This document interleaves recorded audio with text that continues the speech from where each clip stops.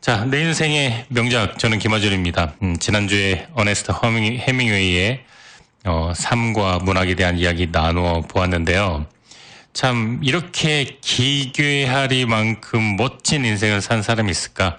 이렇게 다방면에 팔방미인인 사람이 있을까? 임꺽정 같은 커다란 덩치에 김도환 같은 펀치를 지녔고 아인슈타인 같은 두뇌를 가졌으며 안중근 의사와 같은 애국심으로 똘똘 뭉친, 어떻게 보면 우리들의 일그러진 영웅의 자화상일 수도 있는 정말로 역대급 수호천사라고도 볼 수 있겠죠. 미국을 위해서 그리고 조국과 민족을 위해서 싸우기도 했지만 굉장히 괴팍하고 아집으로 똘똘 뭉쳐 있었던 노벨문학상 퓰리처상에 빛나는 어네스트 허밍웨이.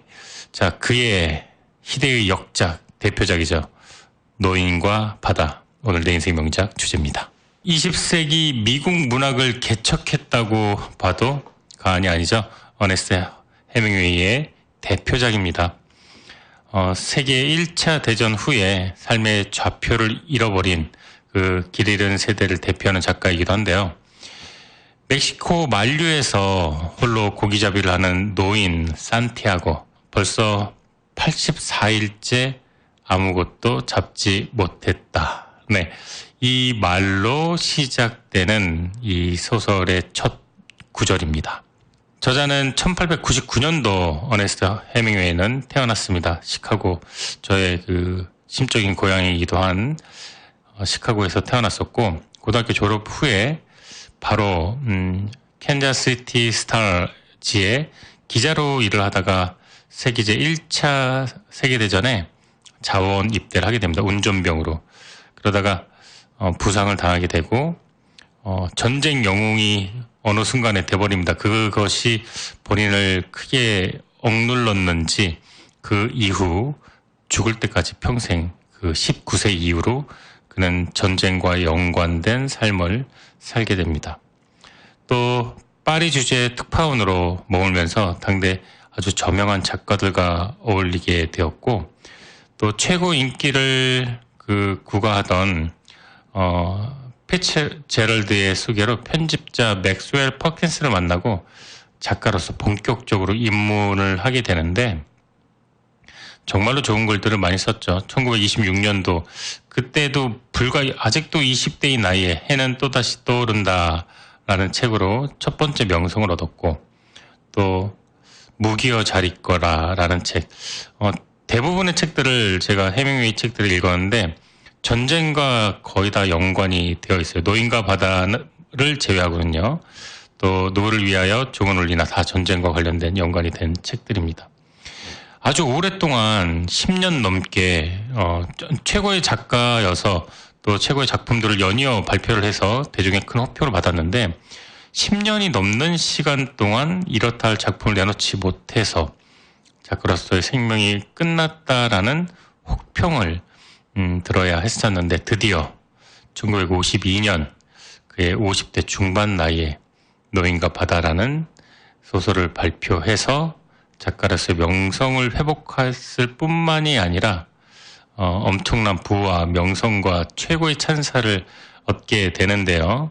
퓰리처상을 53년도에, 그리고 그 2년 뒤에 노벨 문학상을 받게 됩니다. 54년도죠, 노벨 문학상은. 자, 그 이후에 이렇게 너무 정점이 빨리 온 스타들은 생명력이 좀 일반적으로 조금 짧은 게 사실인데, 갑자기 이 부유의 부분에서 아이유가 생각나는 건 왜일까요? 네, 오래 활동해 주길 바라고요. 10대 때 전쟁 경험을 하고 20대 초중반에 벌써 최고의 작가 반열에 올랐던 어네스트 해밍웨이, 그리고 꽤 긴 공백 후에 50 중반의 나이에 드디어 퓰리처상과 노벨 문학상을 수상하게 되는데요. 이후에 그는 우울증, 알코올 중독증, 기타 성인병과 기타 기저질환, 질병에 시달리면서 입원과 퇴원을 반복했었는데, 그 중에는 또 정신적인 문제도 있었다고 해요. 그리고 결국에는 그는 1961년도 엽총으로 자살을 하게 됩니다. 자, 지금까지 간략하게 저자에 대한 소개를 해드렸는데 지난 시간 어네스트 해밍웨이의 그 일대기를 이야기를 하면서 정말로 상남자이면서 정말로 때로는 또 따뜻한 남자이면서 때로는 과격한 남자이면서 때로는 품을 줄 아는 남자이면서 굉장히 선량한 한량이었다가 굉장히 표독스러운 자린고비였다가 종잡을 수 없는 그의 성격에 많이 놀랐었는데요. 마지막 활용 정점이 고양이 30마리죠. 네. 게다가 다지증 고양이라고 발꼬락이 몇 개 더 있는 그런 약간 기형적인 고양이를 키운 걸로 유명한데요. 무려 30마리나 거둬들였다고 합니다. 자, 해밍웨이의 삶과 그다음 그의 작품 세계 지난주에 다루었던 내용 짧게 다시 한번 요약을 해보았고요. 노래 듣고 돌아와서 노인과 바다 시작하도록 하겠습니다. 멕시코 만류에서 홀로 고기잡이를 하는 노인 산티아고는 벌써 84일째 아무것도 잡지 못하고 있다. 같은 마을에 사는 소년 마놀리는 평소 산티아고를 좋아해 그의 일손을 돕곤 했는데 노인의 운이 다 있다며 승선을 만류하는 부모 때문에 이번에는 그와 함께 배를 타지 못한다. 산티아고는 혼자 먼 바다까지 배를 끌고 가 낚싯줄을 내린다. 그의 조각배보다 훨씬 크고 힘센 청새치 한 마리가 낚싯바늘에 걸리자 산티아고는 이틀 밤낮을 넘게 그 물고기와 사투를 벌인다. 산티아고가 처한 상황과 그가 보이는 불굴의 의지는 이 작품을 쓸 당시에 해밍웨이 자신과 연관이 깊다. 누굴 위하여 종은 울리나 이후 10년 넘게 이렇다 할 작품 없이 작가로서 사형 선고를 받은 것과 다름없는 상황에서 해밍웨이는 노인과 바다를 통해 작가적 생명력을 재확인하고 다시 한번 일어서는 계기가 된다. 자칫 허무하게 보이는 노인의 사투는 그가 망망대해 위에서 소년 마놀린을 그리워하고 자신을 걱정하는 마을 사람들을 떠올리고 사람은 혼자서는 안 된다는 사실을 절감하며 돌아와서 누군가와 대화할 수 있음에 감사하는 모든 과정에서 진정한 연대와 협동에 대한 의미 있는 역설이 된다. 또한 이 작품은 얼핏 인간과 자연의 싸움을 그린 소설로 보이지만 노인이 청새치 상어와 벌이는 싸움은 사실상 지극히 자연스러운 먹이사슬의 한 과정이며 자연의 섭리이다.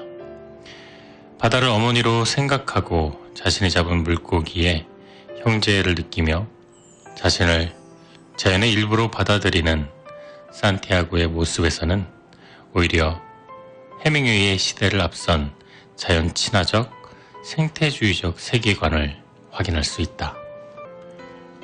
네, 이제 전체 짧은 줄거리 요약해서 낭독해 드리겠습니다. 산티아고는 멕시코 만류에서 조각배를 타고 고기잡이하는 노인이다. 84일 동안을 고기 한 마리도 못 잡고 호성세월을 보내다. 처음 40일 동안 한 소년이 같이 있었지만 80일이 지나도 고기 한 마리 못 잡자 소년은 부모의 명령으로 다른 배를 타게 된다. 어느 날 노인은 홀로 바다 한가운데 나가 커다란 고기 한 마리를 낚았다. 고기가 워낙 커서 하룻밤 하루낮을 노인과 배는 고기한테 끌려다녔다.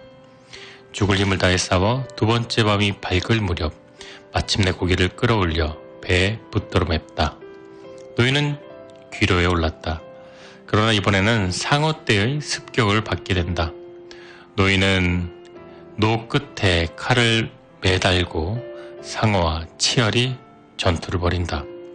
그 노력에도 불구하고 항구에 돌아와 보니 고기는 뼈만 남아 있었다. 그렇지만 노인은 자기의 패배에 대하여 만족한다. 판잣집에 들어온 노인은 잠을 청한다. 소년과 마을 사람들은 고기를 보고 그 크기에 모두가 놀란다. 한참 뒤 잠에서 깨어난 노인은 소년과 대화를 나누고 다시 잠이 든다. 소년이 곁에 앉아서 노인을 지켜보고 있다. 잠든 노인은 어느덧 사자 꿈을 꾸고 있었다. 네, 노인은 바다를 늘 람마르라고 말을 했습니다. 스페인어인데요. 이곳 사람들은 애정을 가지고 바다를 부를 때 사용하는 그 말이 람마르인데요. 이게 스페인어는 여성형과 남성형 그 성의 구분을 두는 그 단어인데, 물론 바다를 사랑하는 사람도 바다를 나쁘게 말할 때도 있지만 그럴 때조차도 바다를 언제나 여성형으로 노예는 불렀습니다. 라마르. 네. 그런데 때론 젊은 어부들 가운데 몇몇 낚싯줄에 찌 대신에 부표를 사용하고 상어 간을 팔아서 번 돈으로 모터보트를 사들인 그런 부류들은 바다를 엘마르라는 남성형 이 단어로 부르기도 했다 그래요. 그래서 그들은 바다를 두고 경쟁자, 직장, 일터, 또 심지어는 적대자처럼 간주를 했는데, 하지만 노인은 늘 바다를 여성형으로 불렀습니다. 라마르 이렇게요. 또 바다는 우리에게 큰 은혜를 베풀어 주기도 하고 빼앗아 가기도 하는 것이다, 이렇게 책에도 나옵니다. 또 설령 바다가 무섭게 굴거나 재앙을 끼치는 일이 있어도 그건 바다로서 어쩔 수 없는 일이려니 이렇게 생각을 합니다. 달이 여자에게 영향을 미치는 것처럼 바다도 사람들에게 영향을 미치지, 이렇게 노인은 생각을 하는 구절이 나옵니다. 이 책에 이런 구절이 나와요. 고기야, 내 놈이 지금 나를 죽이고 있구나. 하지만 너에게도 그럴 권리는 있지.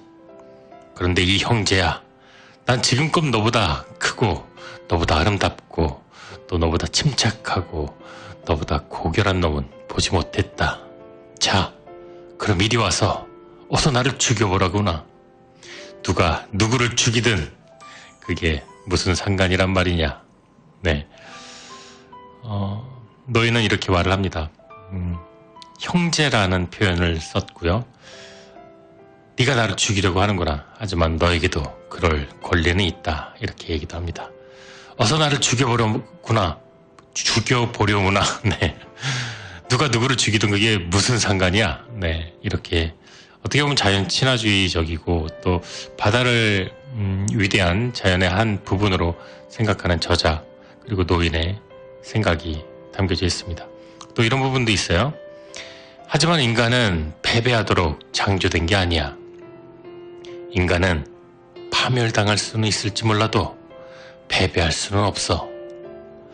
네, 노인의 말이었습니다. 이 부분은 인간은 파멸당할 수 있을지 몰라도 패배할 수는 없어. 이 부분은 어네스트 헤밍웨이의 명언집을 찾으면 나올 정도로 아주 유명한 어록이 되었던 표현이기도 하죠. 인간은 패배하도록 창조되지 않았다. 인간은 파멸당할 수 있을지는 몰라도 패배할 수는 없다. 네. 그래서 destroyed가 파멸당하다, defeat가 패배하다, 이렇게 단어가 나왔는데요. 자, 인간, 그리고 자연, 그리고 그 사이에 청새치가 있습니다. 바다와 노인 사이에 매개물인 청새치, 그리고 그 청새치를 노리는 상어떼. 네, 참 소재가 다양하지는 않은데 이렇게 몰입감이 큰 소재도 많이 없을 것 같다는 생각이 듭니다. 자, 노래 듣고 돌아올게요. 네, 책에서 인상 깊었던 부분들을 이야기를 한번 해보고 싶은데요. 총 5가지의 특징적인 부분을 나누어서 노인과 바다 이야기를 한번 나눠볼까 합니다. 첫 번째는 책이 인상 깊었던 부분, 또 두 번째는 이 책의 숨은 뜻은 어떤 부분인가, 또 세 번째는 이 책 속의 인물에 대한 특징에 대한 이야기를 나눠볼 예정이고요. 네 번째는 대체 이 노인과 해밍웨이는 어떤 관련이 있을까? 그리고 마지막으로 이 책 읽기 마지막 부분은 마무리를 해보도록 하겠습니다. 자, 책에서 아주 인상 깊었던 부분은 무엇보다도 청새치와의 팽팽한 기싸움, 그 승리 과정인데, 궁금해서 찾아봤어요. 청새치는 우리가 흔히 말하는 참치과 어종인데, 다랑어 한 일종 어종이기도 해요. 청새치는 아주 긴 뿔이 나 있는데 아주 고급 어종이기도 하고, 큰 놈은 2m, 3m 이상 되는 아주 덩치가 큰 놈이고, 육질이 맛있고, 육질 얘기까지, 횟감 얘기까지 하긴 그렇고요. 아주 고급 어종이고, 깊은 바다에 살고, 또 힘이 아주 세고, 찬란한 은빛깔의, 또 이렇게 비닐을 가지고 있는 그런 어종입니다. 아무래도 이 물고기와의 팽팽한 기싸움, 그리고 그 승리의 과정, 승리라고 봐야죠. 이 책에서 가장 인상적인 부분이 아닐까 싶은데요. 마치 내가 낚싯줄을 잡은 것처럼 긴장감이 글로 느껴집니다. 그 이유는 해밍웨이가 평생을 낚시와 함께했던 낚시광이기도 하고요. 또 여기에서 나오는 노인이 해밍웨이의 절친이었던 30년 지기, 또 그 낚싯대와 그 보트, 어선을 같이 타고 고기를 잡았던 친구이기도 한 사람이 대상입니다. 그 노인의. 또 평생 낚시를 좋아해서 바다에서 살았지만 그 낚시의 과정이 너무나도 드라마틱하고 생생하고 디테일한 그 묘사들은 정말로 낚시를 하지 않았던 사람은 절대로 표현할 수 없었던 그런 감정들과 상황 묘사가 있습니다. 낚시꾼들에게 한 번 잡은 물고기는 물고기 스스로 자신의 몸을 끊거나 물고기가 낚싯줄을 끊거나, 또 낚시꾼 본인의 역량이 부족해서 낚을 수 없는 게 아닌, 그 싸움은 언제나 항상 한쪽의 성공 혹은 실패, 그 둘 중에 한 명은 성공하고 하나는 실패하는 그 숙명이라는 점에서 참 그 세상과 닮아 있다고 볼 수 있습니다. 노인이 고기를 낚거나 고기가 도망치거나 하는 상황에서 노인이 결국 승리를 했던 점이, 이 노인이 끝까지 이 삶의 끈을 놓지 않고 세상과 타협하지 않고 자기 나름대로의 삶의 방식을 고수하고 있는 그것에 대한 보상이었다는 생각이 듭니다. 이렇게 몰입하게 할 수 있는 것은 이미 많은 작품에서 해밍웨이가 여실히 드러났듯이, 해밍웨이는 경험주의적 작가이기 때문에 전쟁터에 직접 뛰어들어서 수많은 전쟁을 하고 전투를 치룬 다음 책을 써서 수많은 히트작을 낸 것처럼 30년 동안 수도 없이 많은 시간을 낚시에 또 몰입했기 때문에 이런 작품을 만들 수가 있었던 것 같습니다. 무엇보다 이 책에서 인상적이었던 부분은 노인과 청새치의 사투, 그리고 그 이후에 상어떼에게 힘들게 잡은 3일 동안 힘들게 잡은 이 청새치를 뜯어먹는 상어와의 혈투, 그 부분이 아니었나 싶어요. 그리고 그것을 보고 이렇게 말을 하죠. 인간은 패배하도록 창조된 게 아니야. 인간은 파멸당할 수 있을지는 몰라도 패배할 수는 없어. 노인과 바다, 어네스트 해밍웨이. 참 한마디로 재밌습니다. 제가 어릴 때, 중학교 때 읽고 고등학교 때 읽고 또 그 이후에 성인이 되고 나서는 오며 가며 읽었던 것 같아요. 근데 이렇게 문학상, 노벨 문학상까지 받은 책이 이 정도로 재밌다는 거는 정말로 드문 일인데, 제 인생관도 많이 바꿔주었던 책이었던 것 같아요. 좋은 작품은 잘 읽혀야 된다. 좋은 그림은 보자마자 잘 이해할 수 있어야 된다.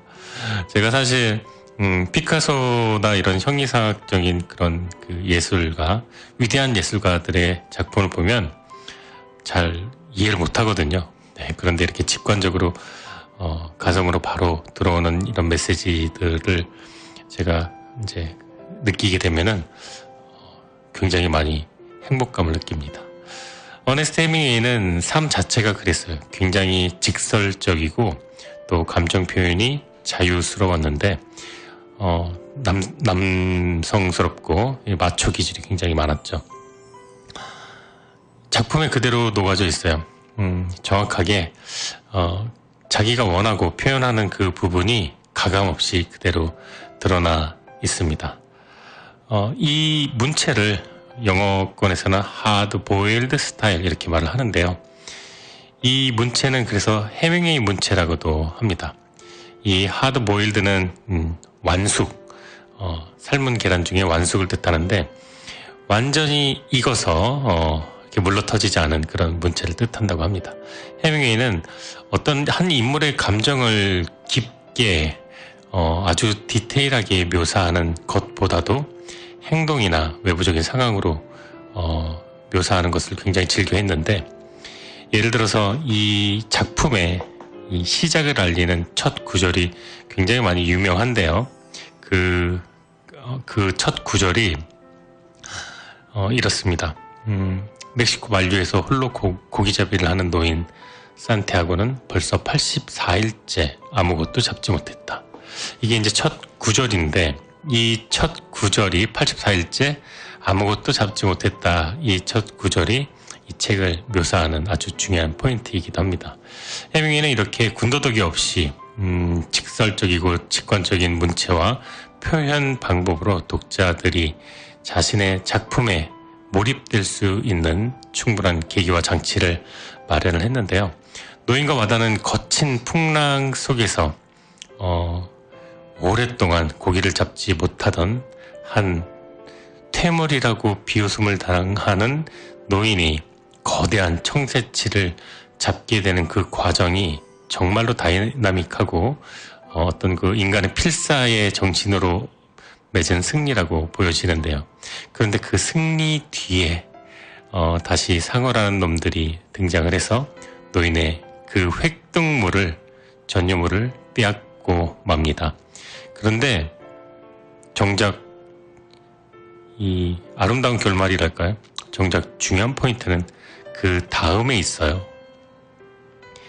상어떼에게 자신의 혼신의 힘을 다해서 그 낚시를 했던 그 청새치를 빼앗긴 다음 노인은 이렇게 말을 하죠. 인간은 패배하도록 창조된 게 아니야. 인간은 파멸당할 수 있을지 몰라도 패배할 수는 없어. 네, 이렇게 말이죠. 자, 내 인생의 명작 노인과 바다 함께하고 있고요. 저는 김하준입니다. 이 책은 해밍웨이가 노년 50대 중반이 들어가면서 출판된 책입니다. 그 이전의 명성이 다 사라졌다고 볼 수가 있죠. 10여 년 동안 작품 활동을 하지 않았고 지나간 영광에 취해 있다가 어느덧 퇴물 취급을 받게 된 그런 시기였습니다. 지나간 영광이 패배감을 느꼈을 그때, 그 시절, 아주 오랜 시간 동안 집필 활동을 하지 못했던, 아니 집필을 했지만 작품이 세상에 나오지 못했던 긴 시간이 있었죠. 그래서 노인은 이 해밍웨이의 자화상일 아닐까 이런 생각도 드는데요. 개인적인 감상일 수도 있겠지만 이 노인은 해밍웨이와 참 많이 맞닿아 있기도 합니다. 실제로 다들 아시다시피 해밍웨이의 절친이라고 일컬어지는 푸엔티스라는 친구가 있어요. 쿠바에 사는 친구인데 104세에 돌아가셨어요. 해밍웨이가 61세니까 43년을 더 살다가 돌아가셨는데 2000년대 초반에 그 운명을 달리할 때 그때 해밍웨이에 대한 추억도 이야기를 했습니다. 또 마찬가지로 해밍웨이는 절친인 푸엔티스에게 자신의 그 집을 생가를 물려주었고 또 푸엔티스는 내가 받을 수 없다라며 쿠바 정부에 또 이렇게 헌납을 했습니다. 또 노인과 바다가 대성공을 거두고 나서 해밍웨이가 고맙다고 그때 당시 돈으로 2만 불을 선물로 줬던 일화는 아주 유명합니다. 해밍웨이의 30년간의 낚시 친구이자 요리사이자 선장으로 그와 교류를 했습니다. 많은 사람들로부터 노인과 바다의 주인공은 산티아고라고 이야기를 듣고 있는데 한편으로는 해밍웨이 본인이기도 합니다. 노인이 말하고자 하는 것은 이제 과거의 명성에서 멀어진 운이 다 해버린 나이든 늙은이, 그래서 스스로를 초라하게 묘사했지만 그에게는 아직도 여전히 사자의 꿈을 꾸는 꿈틀꿈틀대는 용맹함이 살아있는 젊은 시절에 그가 있습니다. 그래서 노인은 다시 바다에 나가고 자신이 이기지도 못할 대어를 낳습니다. 어느새 치열한 싸움을 벌이던 대어는 왠지 모를 동지애를 느끼고 자연을 돌아봅니다. 이 책에서 이 청새치와 나누는 혼잣말 혹은 귓속말, 그 부분들이 참 뭉클하게 만드는데요. 그래, 나는 너같이 강한 놈을 본 적은 없어. 너도 살아야겠지. 하지만 나는 너를 잡아야겠다. 이런 말들. 이 남성적인 필체이지만 그 이면에 있는 강한 그 부정, 애정, 또 부정이라는 표현은 어떤 아버지의 그 느낌으로 물고기를 바라보는 거죠. 이렇게 얘기합니다. 네 놈이 나를 죽이고 있구나. 이틀 동안 끌려다니다가 죽을 수도 있겠죠. 그렇게 말을 합니다. 그래, 너에게도 그럴 권리는 있지. 형제요. 네, 형제라는 표현을 쓰죠. 난 지금껏 너보다 크고 더 아름답고 더 침착하고 고귀한 놈은 보지 못했다. 자, 이리 와서 나를 죽여보려. 누가 누구를 죽이는 게 그게 무슨 상관이란 말이냐. 네, 이런 말을 합니다. 노인은 다시 바다에 나가고 이기지도 못할 대어를 낳고 치열한 싸움을 벌이고 그리고 동지애를 느낍니다. 그리고 자연을 돌아보죠. 이 망망대해, 이 대해를 바라보면서 또 주위를 돌아다보고 청새치를 바라보고 또 상어떼를 만납니다. 그리고 다시 자신의 집으로 돌아옵니다. 그가 그렇게 덩치가 큰 고기를 잡았다는 것은 정말로 대단한 일이었는데 상어떼에게 다 먹히고 말았습니다. 하지만 그 남은 흔적들, 그 청새치의 남은 생선의 뼈들은 그대로 가지고 오죠.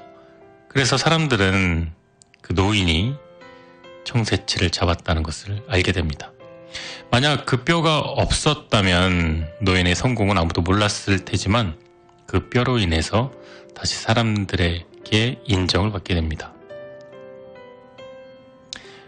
이 사건을 보면서 이런 생각을 합니다. 해밍웨이는 이런 말을 하고 싶었을 것 같아요. 나 아직 죽지 않았어. 나 여전히 살아있다고. 그런데 나이가 드니까 알겠네. 욕심을 버려야 한다는 것. 이 모든 것이 다 무욕이라는 것. 그리고 내가 낚시를 하고 생선을 잡고 그 과정이, 자연이 허락한 그 과정이 의미가 있다는 것. 나는 비록 고기를 낚았지만 고기를 팔거나 먹을 순 없지. 하지만 나는 고기를 낚았어. 이 뜻은 이것과 일맥상통하죠. 이런 말과. 인간은 패배하도록 창조된 게 아니야. 인간은 파멸당할 수 있을지 몰라도 패배할 수는 없어. 네, 이제 책 속의 인물 노인과 소년에 관한 이야기 한번 해볼까 합니다. 노인 다음으로 인간으로서 네, 비중을 차지하는 게 바로 소년이죠. 이 책의 비중은 이런 것 같아요. 노인, 그리고 바다, 청새치, 그리고 소년. 네, 이렇게 등장이 아주 적은 등장인물만으로 최고의 소설을 만들 수 있다는 게 정말로 진짜는 진짜가 알아보는 법인 것 같습니다. 정말로 얼마나 많은 등장인물이 수많은 플롯으로 또 먹고 먹히고 속고 속이고 배신하고 증오하고 사랑하고. 하지만 이 책은 노인, 바다, 청새치, 그리고 소년, 이 아주 적은 구도로 최고의 작품을 만들어냈습니다. 더군다나 사람은 노인과 소년, 이 둘의 대화가 거의 99.9%죠. 소년은 노인에게 무엇이었을까요? 요즘 흔한 말로 이 브로맨스라 그러죠.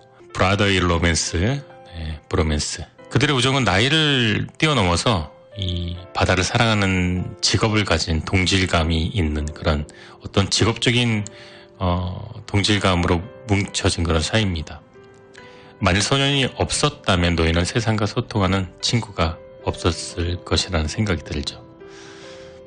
과거에서 멀어진 노인은 소년을 통해 세상을 봅니다. 그리고 소년 역시 노인을 통해서 세상을 알아가기 시작하죠. 이 책 보면은 그런 장면 나와요. 야구 게임, 야구 카드, 조 디마지오에 관한 얘기도 나오고요. 또 뉴욕 양키스, 뉴욕 매치, 뭐 시카고 불스, 이런 그때 당시에 야구가 나옵니다. 야구를 통해서 소년과 노인이 대화하는 모습을 보면 참 귀여워요. 이 역시 스포츠가 남자들을 하나 되게 만드는구나 라는 생각도 들고요. 홈팀을 맹목적으로 살아가는 그 보수적이고 우직한 모습을 보면서 상대방 팀을 또 조롱하는 영국 프리미어 리그가 그렇잖아요. 이제 런던 더비라도 하게 되면은 아스날과 맨유, 토트넘과 맨시티 이렇게 아스날도 마찬가지로 리버풀 서로 아주 죽일 정도로 막 이렇게 투쟁적으로 싸우지만 또 일상으로 돌아가면 평범한 일상이 됩니다. 소년을 통해 세상을 바라보던 이 할아버지 노인은 마찬가지로 소년에게 자신의 지난 세월을 이야기를 해줍니다. 그러면서 내가 어디까지 얘기했지? 이 부분들이 우리네 할아버지, 할머니를 떠올리게 만드네요. 그리고 그런 생각을 하게 됩니다. 해밍웨이는 그런 소년이 필요한 게 아니었을까? 그런 생각도 하게 됩니다. 나이가 들어도 세상과 소통해서 멀어지길 원하지 않았고 소년을 통해서 세상과의 끈을 연결되길 그는 희망하지 않았을까 생각됩니다. 그리고 또 상어는 노인을 위협하고 노인의 그 청새치의 살점을 뜯어가는 나쁜 존재로 나오지만 하지만 이 상어 덕분에 그는 과거의 영광 속에 숨겨져 있는 그 수많은 그 무의미한 불필요한 그 허례허식적인 것들을 다 걷어내고 뼈만 남아있는 청새치를 가지고 부도로 향합니다. 담백하게 저자는 이렇게 얘기를 합니다. 나 아직 죽지 않았어. 운이 다했다고 사람들은 생각하겠지. 나 능력이 이제 다 떨어졌다고 생각하겠지. 하지만 나는 나 혼자서 이렇게 큰 청새치를 잡을 수 있단 말이야. 그런데 그 청새치를 상어가 다 먹었을지언정 노인은 패배하진 않았습니다. 결국 노인은 이 해밍웨이 작가가 세상을 바라보는 시각입니다. 인간은 패배하도록 창조된 것이 아니라 인간은 파멸당할 수 있을지 몰라도 패배할 수는 없다라는 이 해밍웨이의 시각이 노인을 통해서 드러나게 됩니다. 자, 지금 순서는 해밍웨이와 노인의 관계에 대한 이야기를 나눠볼까 합니다. 해밍웨이는 머릿속으로만 세상을 아는 사람들과는 달랐습니다. 4번의 결혼을 한 어떻게 보면 호색한이었고요. 정이 많고 또 4번씩이나 결혼할 수 있도록 누구는 한 번도 못한 인기 있는 남자였고요. 1차 대전, 2차 세계대전 참전해서 전쟁 영웅이 되기도 했고 부상도 입었고 사람이 죽어가는 것을 보기도 했고 죽이기도 했고요. 사냥을 즐겨 했고 아프리카로 사파리 여행 다니고 낚시와 야구가 취미였고 또 스키, 또 그 사격 여러 가지 남성적인 스포츠를 즐겨 했죠. 복싱도 잘했고요. 죽음의 방식마저도 곤충 자살이었죠. 엽총 자살이었죠. 사토 토미토라는 일본의 상남자가 부러워했던 그 남자 중에 진짜 남자였던 해밍웨이. 인생 자체가 드라마 같은 삶을 산 사람이었습니다. 하지만 그런 그도 피해갈 수 없는 세월의 힘, 푸틴도 피해갈 수 없는 세월의 힘.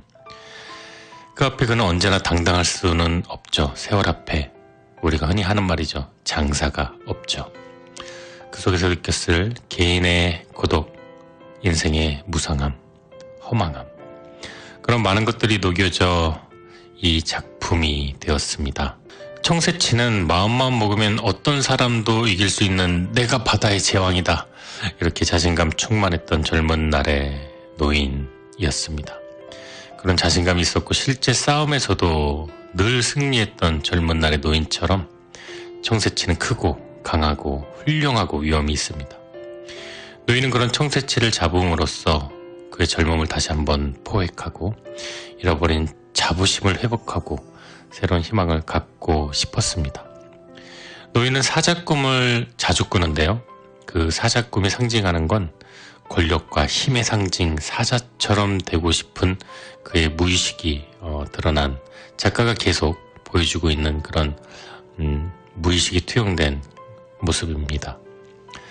사자는 굉장히 강합니다. 그리고 사자는 굉장히 화려합니다.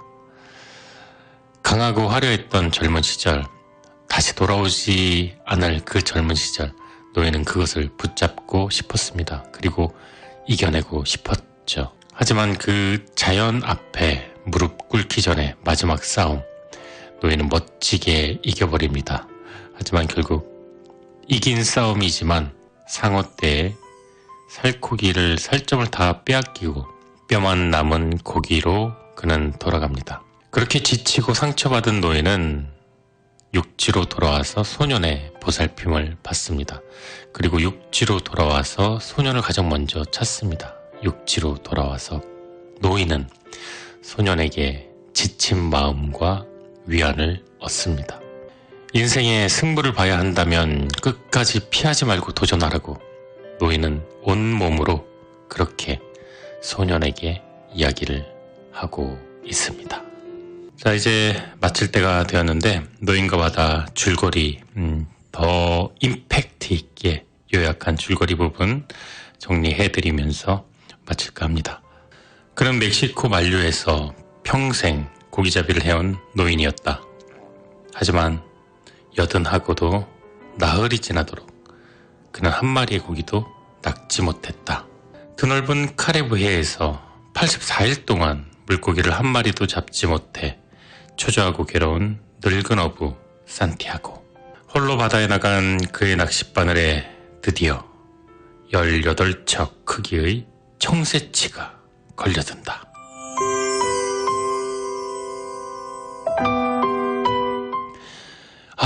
이 얼마만의 일이던가. 산티아고의 눈이 번쩍 뜨인다.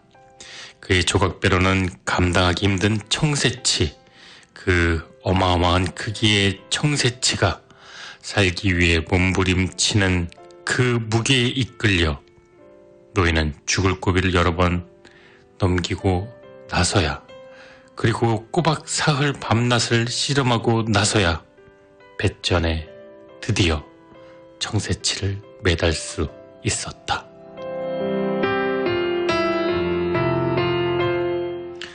그러나 기쁨도 잠시. 항구로 돌아오던 중 피냄새를 맡고 몰려든 상어떼의 공격을 받는데 상어떼와 싸우며 노인은 젖먹던 힘까지 다해 소리치고 또 절규했다.